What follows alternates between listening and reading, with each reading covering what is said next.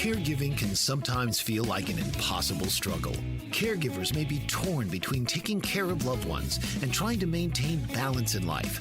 The good news is that it doesn't have to be that way. The Caring Generation with host Pamela D Wilson is here to focus on the conversation of caring. You're not alone. In fact, you're in exactly the right place to share stories and learn tips and resources to help you and your loved ones. So now, please welcome the host of The Caring Generation, Pamela D Wilson. This is Pamela D Wilson, caregiving expert, elder care consultant, and author. This week's episode is a mini pod or a mini podcast episode created to specifically respond to situations and questions listeners share with me on social media, in my online caregiver group, or by completing the caregiver survey on PamelaDWilson.com. Thank you for your continued requests and for sharing this podcast of over 100 episodes with everyone you know. The topic for this show is what to do when elderly parents want constant attention. Part of this answer depends on the stage of your caregiving situation. For example, recommendations for caregivers who are just beginning to help aging parents will be different from family caregivers who may already be spending 20 to 40 or more hours a week in care situations versus caregivers who are living with parents in their homes or vice versa. Additionally, the suggestions for persons caring for loved ones with dementia or Alzheimer's disease will be different. Regardless of the stage of your care situation, the tips I'm about to offer with all of the steps, if you follow them, can make your care situation more manageable and minimize caregiver stress. Let's begin by talking about the early caregiving stages when elderly parents begin to desire or need constant attention. This can begin with small requests like grocery shopping or picking up prescriptions, doing yard work, and other tasks around the home that seem to be routine. What most adult children and aging parents fail to realize is that now, not later, is the time to ask parents how they want to live versus how they may have to live. You might be wondering what I mean by how parents want to live versus how parents may have to live. Let's talk about this for a moment. Dealing with elderly parents who want constant attention or need constant attention can be the result of not having early discussions about caregiving boundaries. The assistance needed from adult children can increase when elderly parents refuse to acknowledge the changes that accompany getting older. If we're honest, no one wants to get old or need help. If we're being realistic, we will all age and need help. Let me share an example that illustrates how you want to live versus how you may have to live. A friend of mine in her 50s recently got up on a ladder to change a light bulb in a tricky location in her house.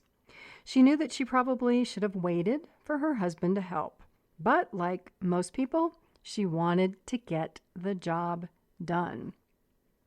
As a result, she fell and injured herself. She stayed at home, laying in bed and refusing to go to the hospital until 4 days later, when her husband made her go. The result? She had a broken back and will be going through a year of exercises and recovery. She couldn't work for 6 months. This little idea of, I want to change the light bulb incident, changed her life.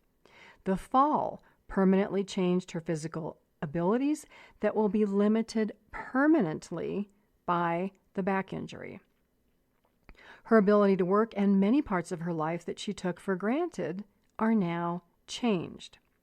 The way that she may have wanted or dreamed of living is very different from how she will live here forward from today. Aging has this funny way of giving us a false sense of security. We think, well, I used to do this all the time, without thinking about what enabled us to do this all the time. Let's say that you used to go out and chop wood all day to have firewood in the winter. How old were you then? What was your daily level of physical activity? How was your strength? What other questions should you ask? How has my physical body and my routine changed since the days where I chopped and carried wood all day? Aging parents talk to you about their driving abilities all of the time by saying, I've driven a car since I was 16 years old. Why would I stop now? Here are a few tips to answer that question. Mom or Dad, is your hearing, vision, memory, reflexes, and body strength as good as it was when you were 16? If not, then your driving skills aren't the same. The problem is that no one wants to admit that they are weaker or less able than they were 5 or 10 years ago. Most adults, according to research, have an unrealistic assessment of their physical abilities and the quality of their health, especially in comparison to other family members or friends.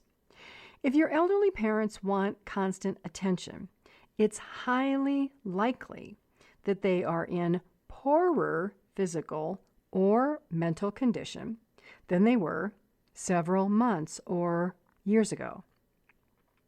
Start asking or tracking the number of hours per day that you or an aging parent are active.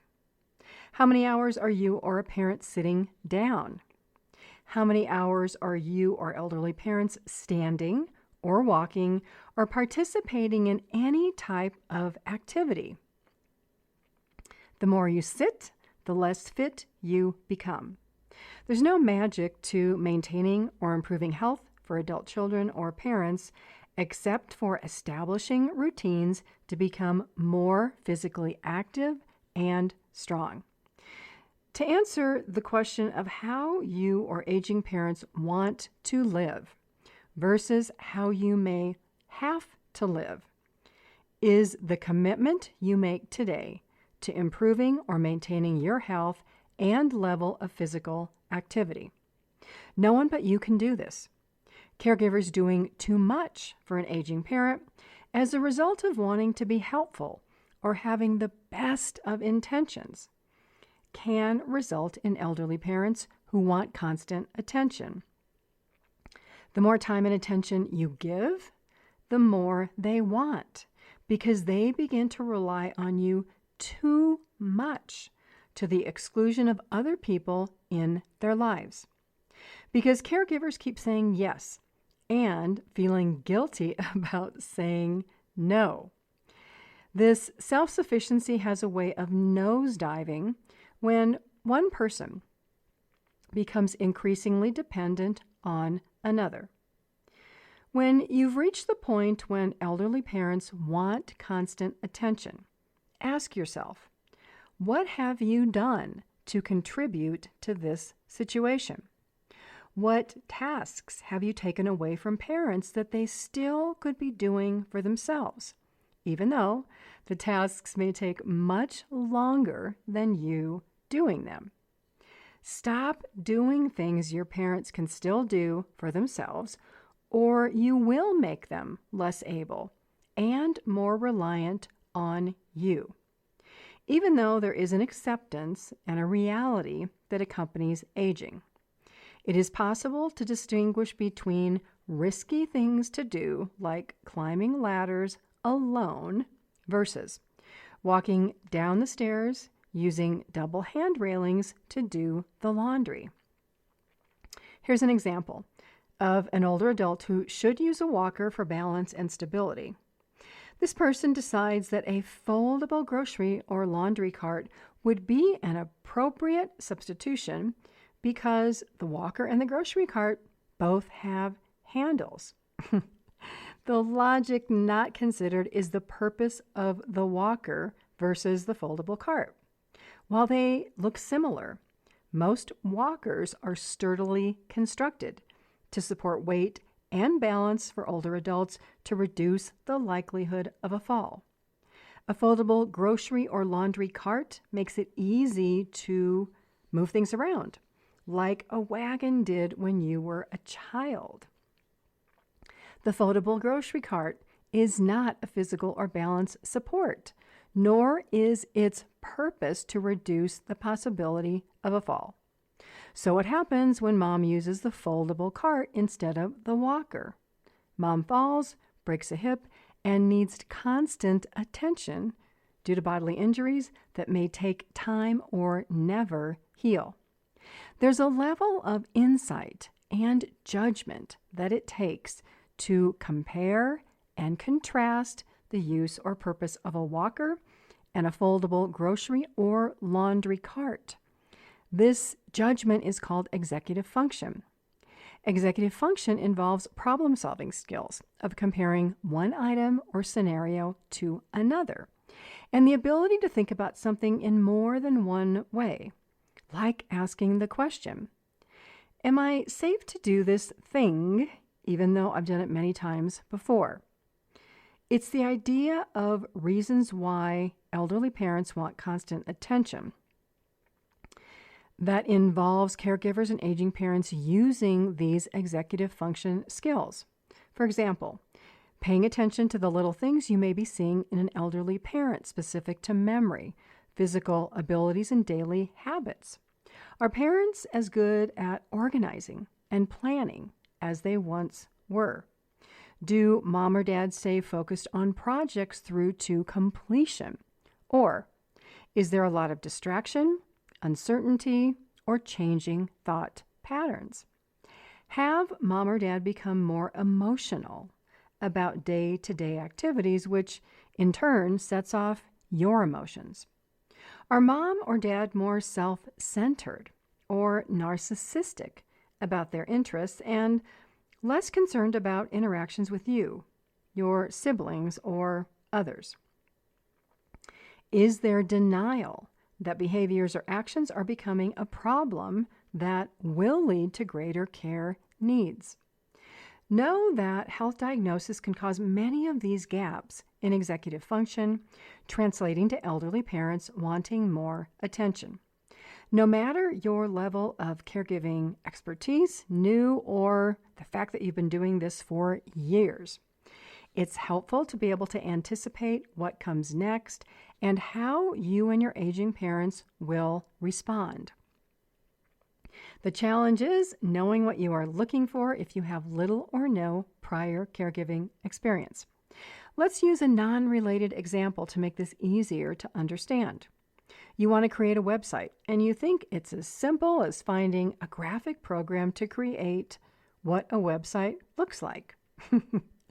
Things you might not know to consider include needing a website URL, which for me is PamelaDWilson.com.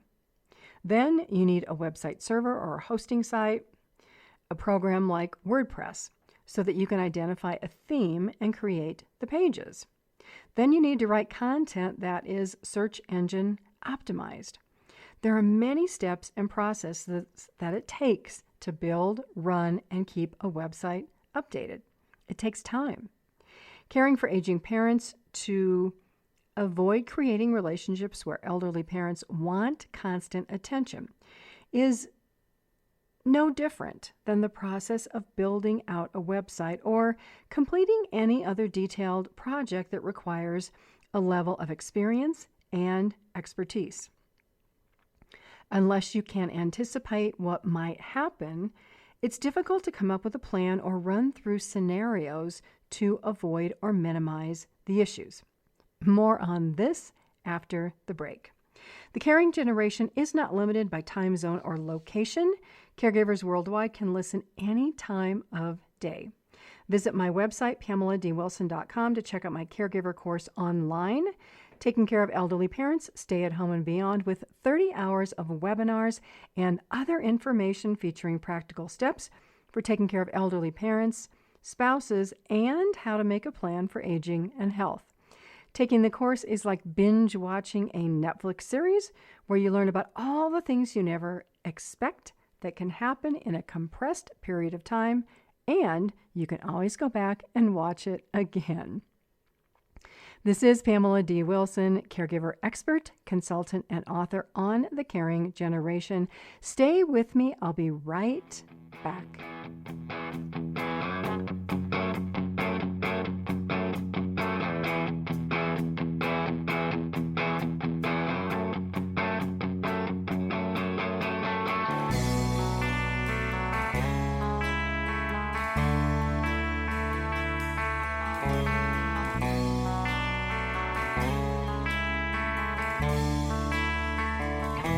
This is Pamela D Wilson, caregiving speaker, expert, and advocate on the Caring Generation program for caregivers and aging adults.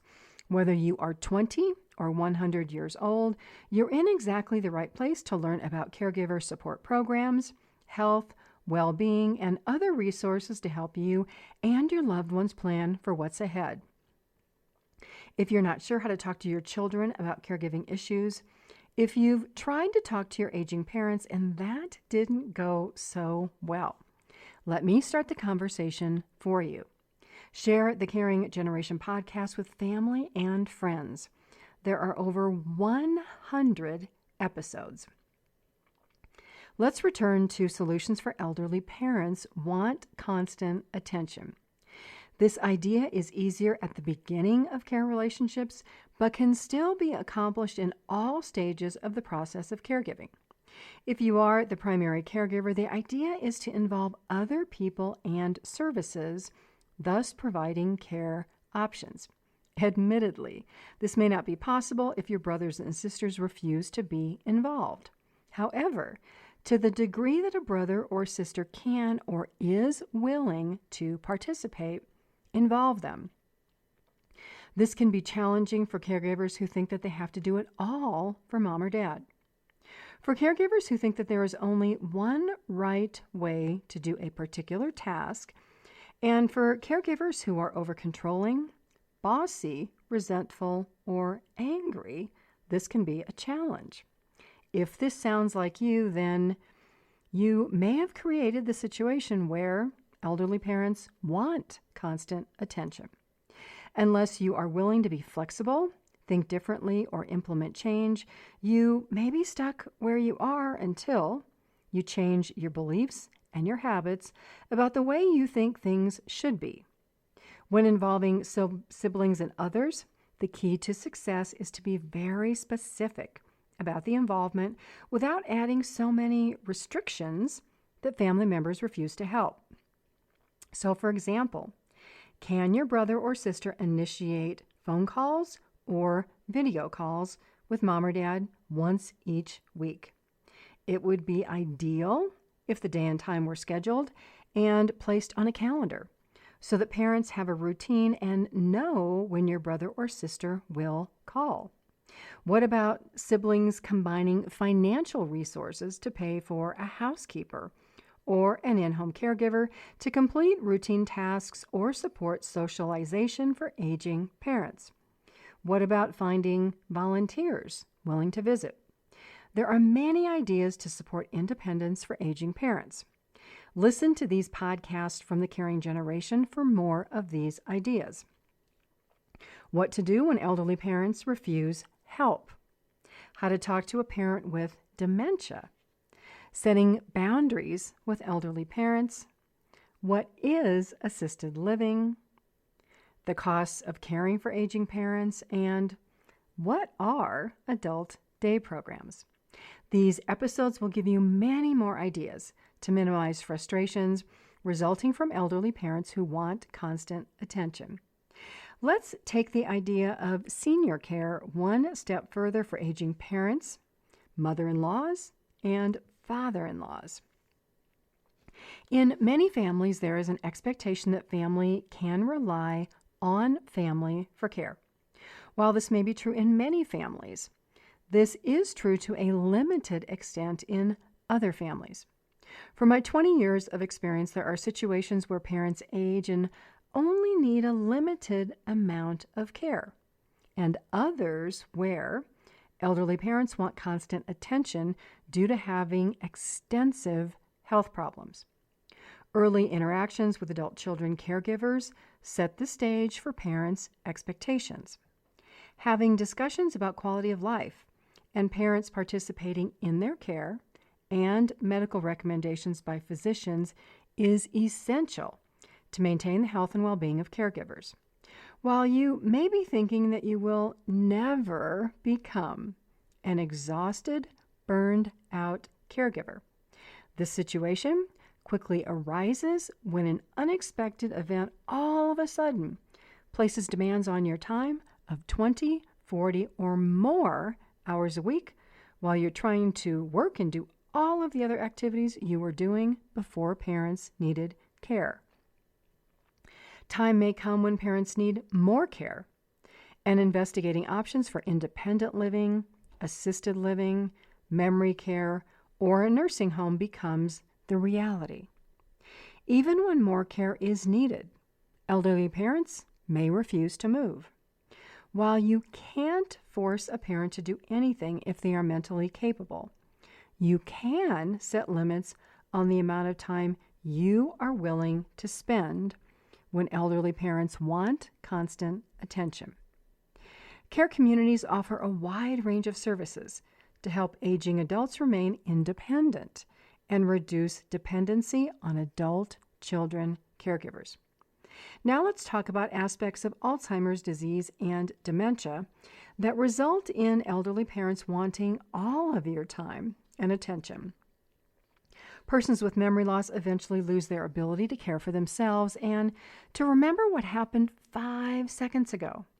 A degree of insecurity can arise where parents seek reassurance that you are nearby, or they talk about going home to see their deceased parents, or wonder if these parents are working. When this stage of Alzheimer's disease arises, you may feel guilty about leaving a parent or in-law to take time for yourself. The earlier you establish a pattern of leaving and having others provide care, the easier will be this transition.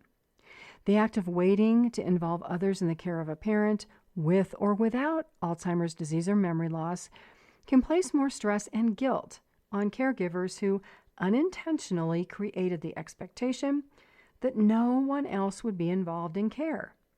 This is a good news, bad news story of having good intentions that backfire when you do hire or move a parent into a care community, and each time you leave, elderly parents are crying or screaming, and you feel guilty for leaving them behind. In retrospect, setting boundaries about the care and assistance you can provide and having early discussions can avoid situations where elderly parents want constant attention. There are also other situations where parents have undiagnosed mental health issues that all of a sudden come out of nowhere. I know families who denied or excused the behaviors of elderly parents until an elderly parent moved into a care community and hit or seriously injured another resident, or until the neighbors called Adult Protective Services on mom or dad who are out in the yard making threats to neighbors and other passers-by. While some of these issues may be contained or hidden within families, as increased exposure with hospitals, doctors, nursing homes, and care communities result, few issues can remain hidden. Mental health issues, memory loss, and unexpected behaviors are areas where families want to be aware and prepared for unexpected caregiving events. This type of discussion and planning ahead can avoid children being threatened by hospital or other care community staff saying that the children must take aging parents into their homes.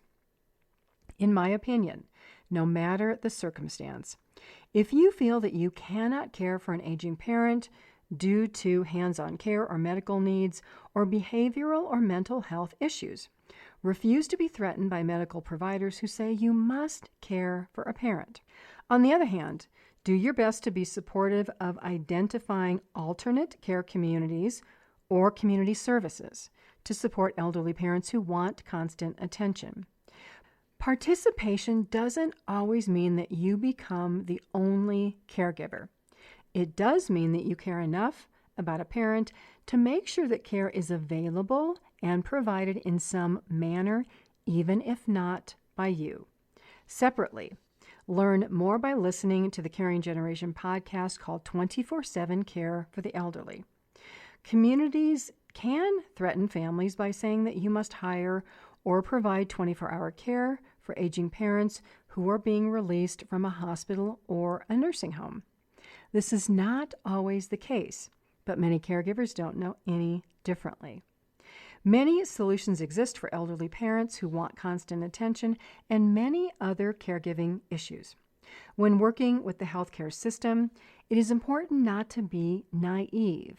Instead, become educated to understand the concerns of healthcare providers so that you can get the care you or an elderly parent need. Becoming a caregiver for a loved one is like a job, like any other job you will experience. It's a job resulting in great self-satisfaction and pride, knowing the care you provide for a parent. It's also a one-of-a-kind experience that will consume all of the mental and physical energy you possess if you don't find ways to enlist the help of family members and service providers early in the process. Many caregivers wait until it's too late. They wait until caregivers arrive at the point of burnout, which does not support good care for aging parents, spouses, grandparents, or other family members. Caregivers and aging adults who want constant attention can become self-absorbed in their own issues and worries. The path out of feeling engulfed by duty, responsibility, and limitations on life is to be realistic but hopeful. Gather as much information as possible and create a plan to move ahead. If you are an aging adult or a family caregiver, not sure what to do, not sure of your options, visit my website, PamelaDWilson.com, to schedule a one-to-one elder care consultation today. On my website, you'll find my free caregiving library for family and professional caregivers, over 100 podcast episodes from the Caring Generation, my Caring for Aging Parents blog, my book, The Caregiving Trap, Solutions for Life's Unexpected Changes, online caregiver courses, and more. Thank you for joining me on the Caring Generation, the only program of its kind, connecting caregivers and aging adults worldwide to talk about caregiving, well-being, health, and everything in between. Invite your family and friends to listen each week. I'm Pamela D Wilson, caregiving expert, elder care consultant, and speaker. I look forward to being with you again soon. God bless you all. Sleep well tonight. Have a fabulous day tomorrow, and pleasant journeys until we are here together again. Tune in each week for the Caring Generation with host Pamela D Wilson. Come join the conversation and see how Pamela can provide solutions and peace of mind for everyone. Here on Pamela D Wilson's The Caring Generation.